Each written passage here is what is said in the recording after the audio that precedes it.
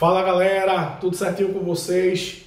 Vê só, hoje nós vamos ter como nossa temática da aula de Sociologia, eu não vou parar para falar especificamente daqueles sociólogos clássicos que vem tendo a temática das nossas aulas anteriores não, tá? Hoje nós vamos focar nesses três tópicos aqui, que é importante para entender sobre a vivência em sociedade, que são chamados processos sociais, o contato social e a ideia de isolamento social. Antes disso aqui, vou fazer uma revisãozinha muito importante sobre a sociologia enquanto ciência. Então, presta atenção aí, tá, galera?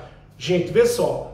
A sociologia, ela vai surgir enquanto ciência ali no finalzinho do século XVIII e início do século XIX. Por quê? Porque essa necessidade de estudar a sociedade como a ciência, ela vai acontecer após aquelas três grandes revoluções que ocorrem no século XVIII, que é o Iluminismo, a Revolução Francesa e a Revolução Industrial, que vai mudar significativamente os conceitos e os valores da sociedade e também vai dar liberdade para que as pessoas estudem várias áreas, vários campos da sociedade. Então, dentro desse contexto, vai surgir essa ciência que vai estudar e analisar especificamente a sociedade que nós chamamos de sociologia, ok? Então, todo esse ambiente no qual nós estamos inseridos e nós vivemos nele, nós denominamos de sociedade, tá certo?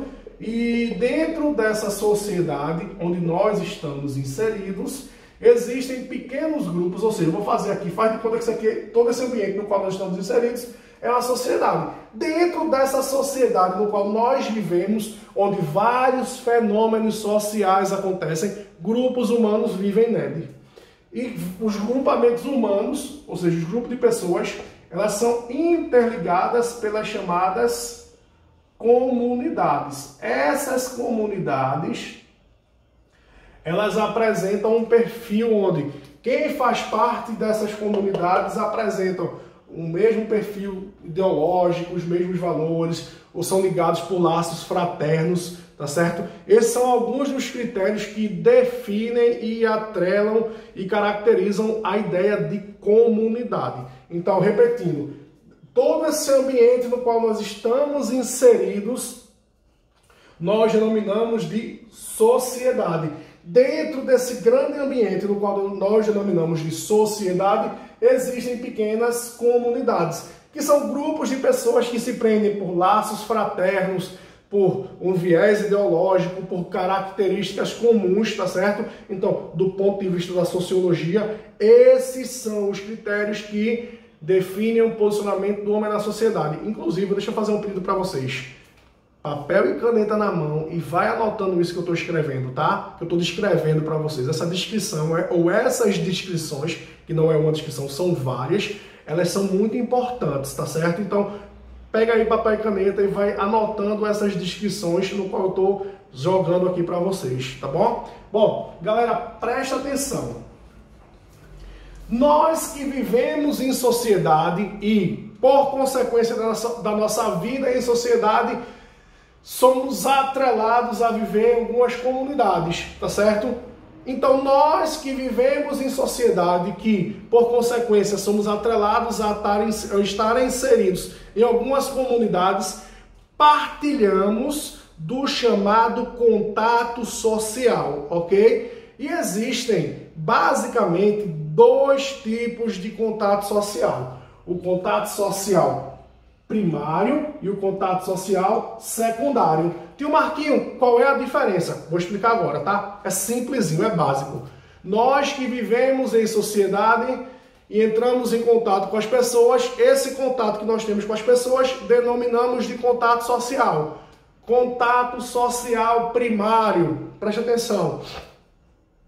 Todo contato social primário, ele acontece com pessoas no qual nós temos algum entrelaço sentimental. Então é um laço mais fraterno, é um laço de carinho. Então, uma relação de amizade, a relação com os entes da primeira instituição social que nós somos inseridos, que é a família. Então, esse contato com essas pessoas são atrelados a sentimentos, nós denominamos de contato social primário, tá bom? Então aquele contato que você tem com o pai, com a mãe, com o teu irmão, com aquele teu amigo do peito, né? Então qualquer contato que é atrelado a sentimentos, nós denominamos de contato social primário, beleza? Agora, nós vivemos em sociedade, então, com muitas pessoas nós entramos em contato e nós não temos esse sentimento todo. Então, vou dar um exemplo. Cheguei no caixa do supermercado, fui pagar uma conta,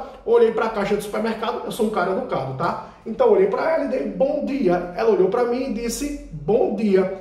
Estabeleci um contato social. Existiu algum sentimento, algum laço de fraternidade, alguma coisa, um entrelaço forte ali? Não. Exemplo clássico de um contato social secundário, tá certo? Então, contato social primário é aquele tipo de contato com as pessoas que nós temos mais laços de intimidade. Contato social secundário, aqueles laços mais do cotidiano, que não apresentam esses laços fraternos, tá? Um pagamento a um caixa de supermercado, subir no ônibus, dar bom dia ao cobrador ao pagar a passagem e passar por ele, pedir licença a um desconhecido. Nós estabelecemos um contato social, que naquele contexto é um contato secundário. Beleza, gente?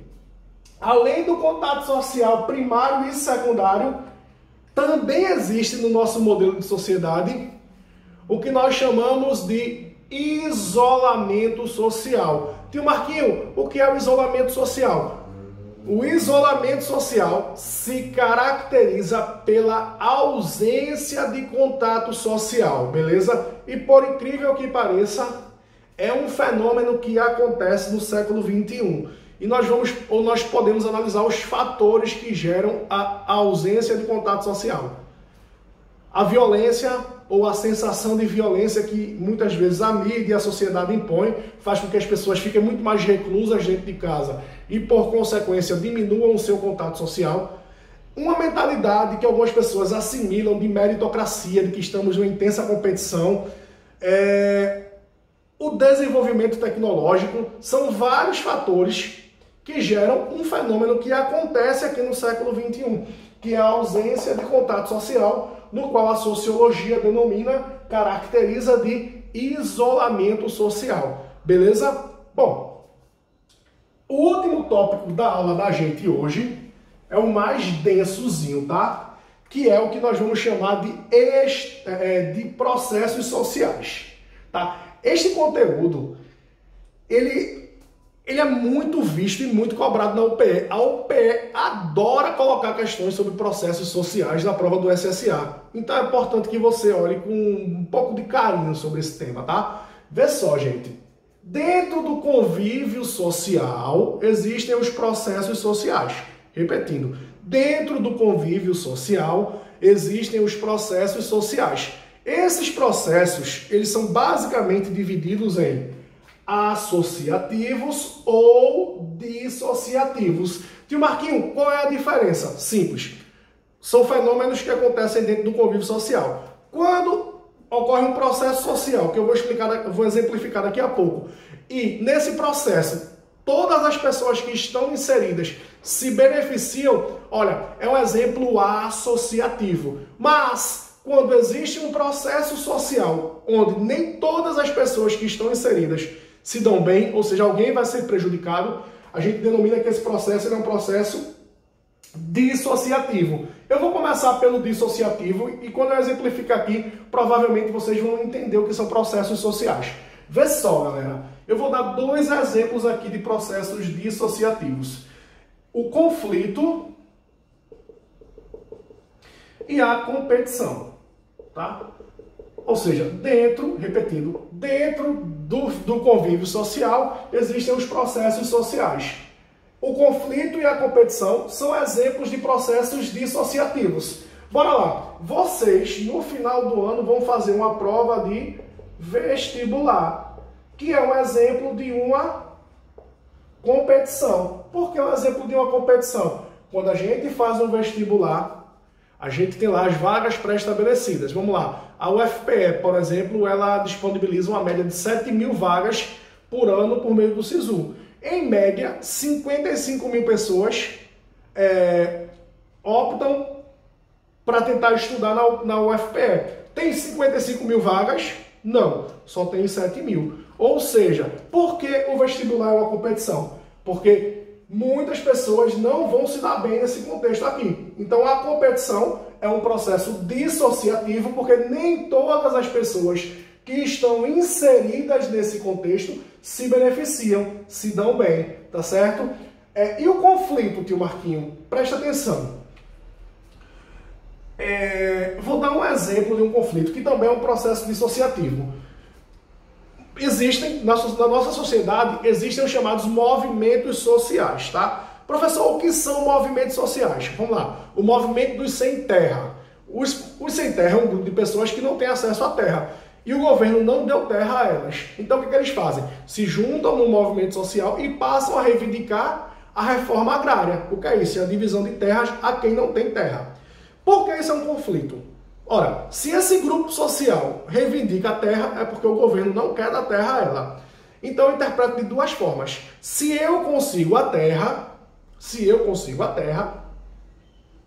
o governo não teve o seu objetivo, que foi não fazer a reforma agrária. Se eu não consigo a terra, o governo alcançou o seu objetivo e nós, ou as pessoas do movimento social, não alcançaram o seu objetivo, que é promover a reforma agrária. Ou seja, isso gerou o que dentro da sociedade? Um conflito entre aquele movimento social e o Estado.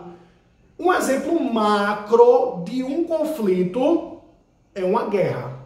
Uma guerra entre nações, ou uma guerra civil, que é uma guerra entre dois elementos da mesma nação, é um exemplo macro de um conflito. Professor, e por que o conflito é um processo dissociativo?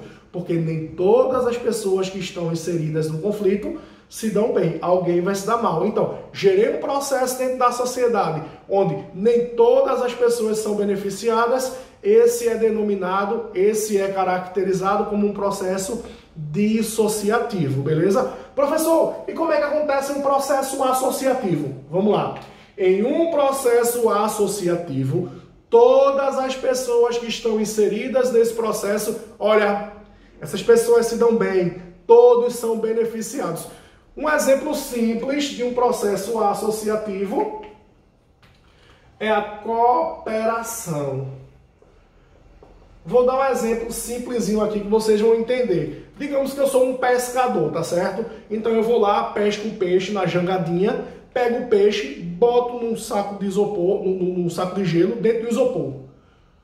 Eu tenho que vender aquele meu peixe num dia só que eu pesquei. Por quê? Porque eu não tenho como conservar. E eu também não tenho dinheiro para comprar uma freezer grande e alugar um espaço para fazer um local para vender o peixe.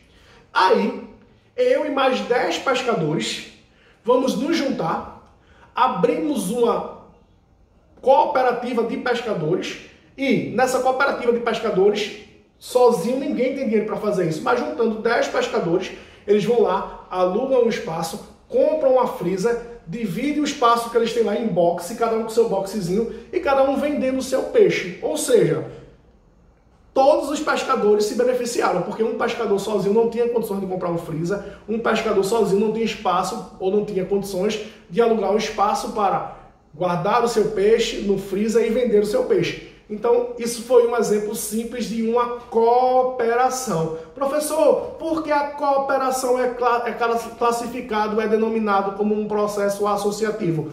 Porque todas as pessoas que estão inseridas nesse processo se beneficiaram, se dão bem, beleza? Então, preste atenção aqui, galera. Dentro do convívio, dentro da sociedade, existem os chamados processos sociais.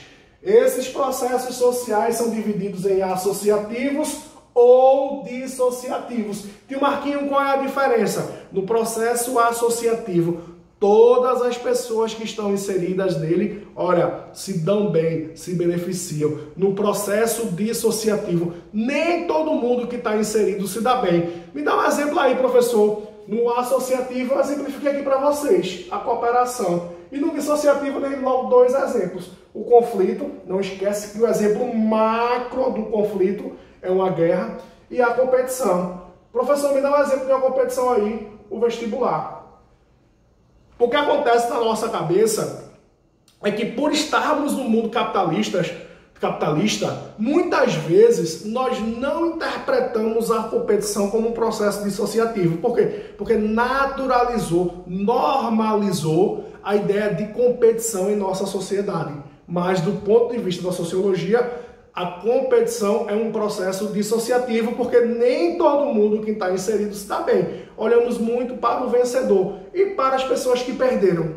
Será que a gente tem essa ótica, tem essa concepção? Beleza, galera? Cheiro grande, fiquem na paz. Valeu!